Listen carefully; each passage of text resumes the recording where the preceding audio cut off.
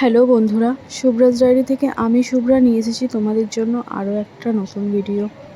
আজকে মনটা একদম ভালো নেই। আজকে আমাদের মা মনসার বিসর্জন।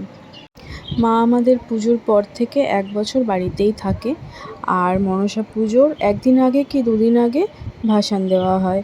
তো আজকে বুধবার, আজকে মা আমাদের ভাসান যাচ্ছে। শনিবারে আমাদের মনসা পুজো।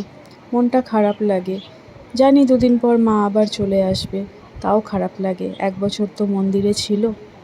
তার সাথে সাথে মনটা খারাপ হওয়ার আরও একটা কারণ আছে।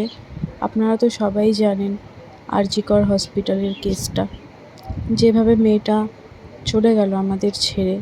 ওর কি যাওয়ার সময় হয়েছিল? ওর দোষটা কী ছিল? ওর তো কোনো দোষ ছিল না। ওকে এইভাবে এত কষ্ট দিয়ে, এটা কি খুব দরকার ছিল?